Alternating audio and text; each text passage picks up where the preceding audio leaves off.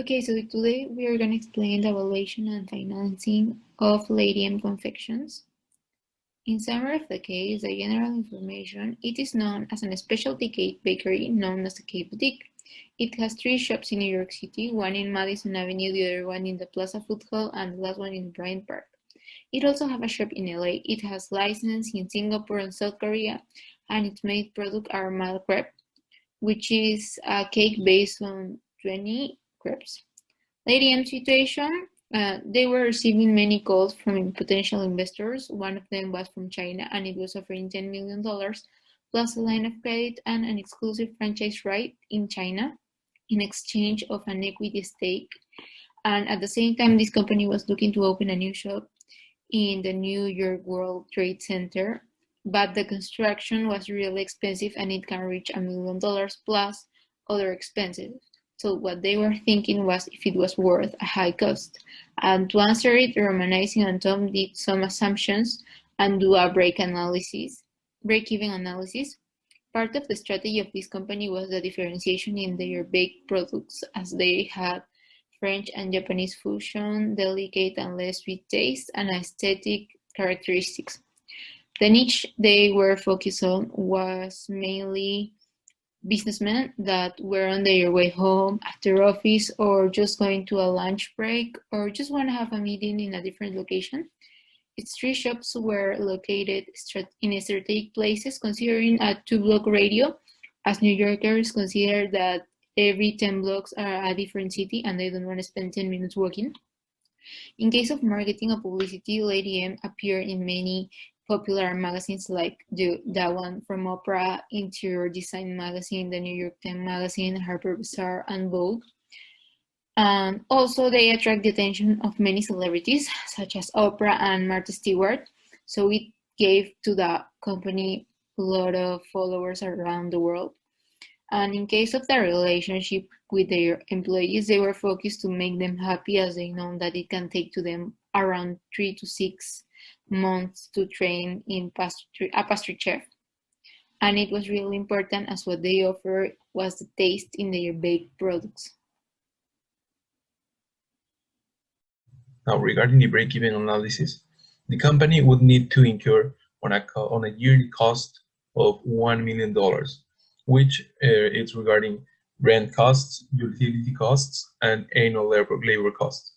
So why is it interesting, this break-even analysis? And it's because the company would need to sell 23,600 cakes yearly to become profitable and to reach the break-even, considering a sales price of $80 and a cost per cake of $40, which means that considering just the gross profit, they would need to sell $23,600 cakes. Sorry. So regarding the payback analysis in an optimistic and pessimistic scenarios, we have that considering the first scenario of optimistic year-to-year growth of 20%, we can see that the number of cakes sold regarding the distribution of the previous shop that they have, it wouldn't be enough until the 4th year, which is the year where they can reach a break-even and start financing their operations with the sales of the shop. So this is considering the optimistic scenario, because, for example, for the first year they would need 552 days to pay just the first year. So this isn't a recommendable investment, really. And this is regarding the optimistic scenario. In the pessimistic scenario, this figure isn't good at all, because even on the 5th year, they wouldn't reach the break-even point in order to be the shop could be self-sustainable. So this shop shouldn't be opened, but if their efficiency levels in a product in production, commercial, and marketing areas, it's better. It could be maybe interesting in next years. So what we recommend is not to open this new shop, but to maybe um, consider this later when they have a better financial position and more efficiency regarding quality and production. About the base assumptions. The CEO and the CFO were too much conservatives because they didn't take into consideration how fast the company was able to grow in just 1 year in 2013. So they considered that in more than a half of a year, 2014, they would not open any new bakery or boutique.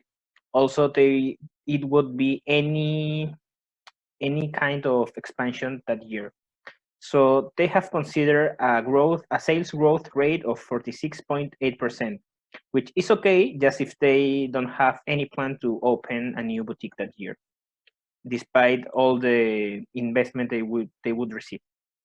And also because the capital expenditures they have considered is only 0.3%, and the last year was 15.94%. So this indicates that it would not be any kind of expenses buying assets. And also they make a big mistake with the intangibles account because they said that it wouldn't be any addition to this account, also to amortization.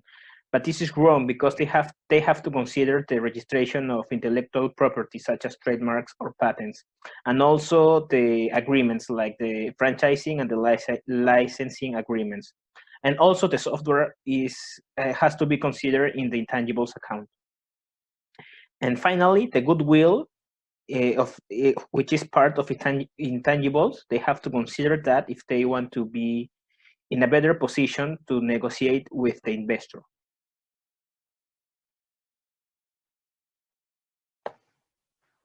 The value of the company in perpetuity is $53 million, and the value of the company with a multiple of 12 EBITDA is 73 million. The percentage of the shares that correspond to Chinese investors is 16% in the perpetuity, while EBITDA multiple 12 is only 12%. The importance of using the multiple of EBITDA. It is important to estimate the value of a company in the same sector and with similar financial statements.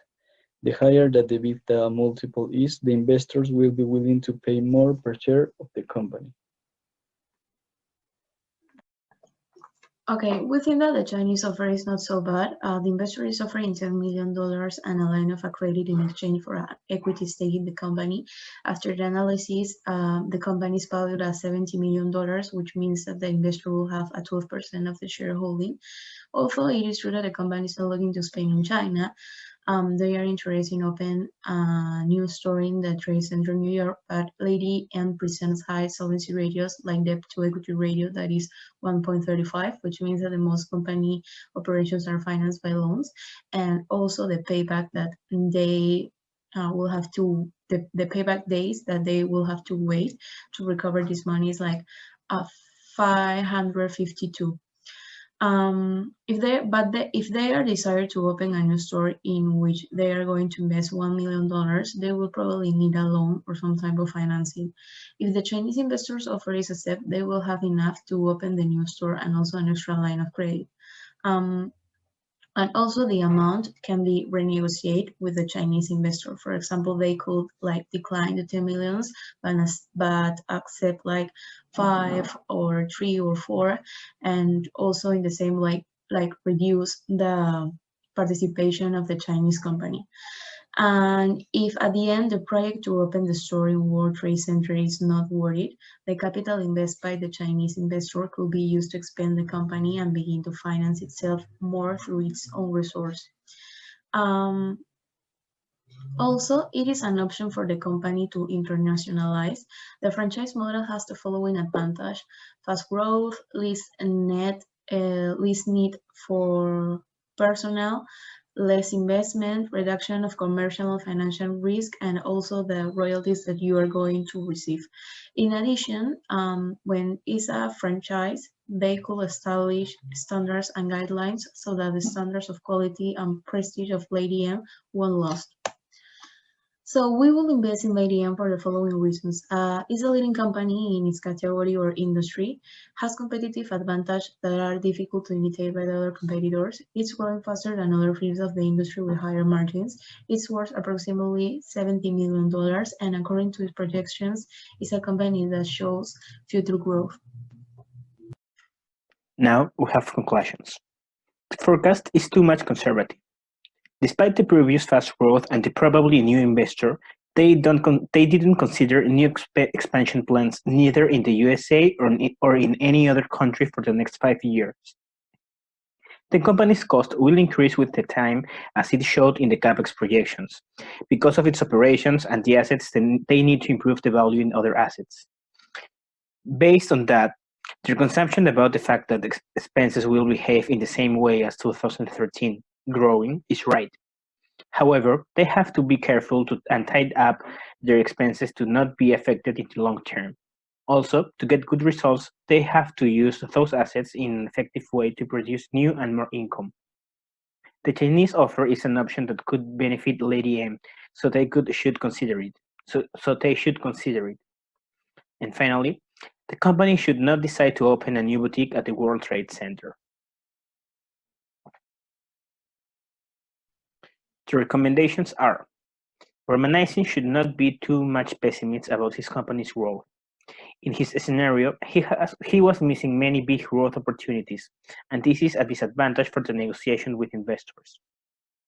Keep track of the investments the company has been doing and identify if it has been used in an effective way before making decisions and new ones to not get affected in the long term. Also, they should consider the offer of the Chinese investor. Their operations are financed more by loans, and with this offer, they could expand the company and at the same time open a store in China and win royalties. Also, they could renegotiate the amount.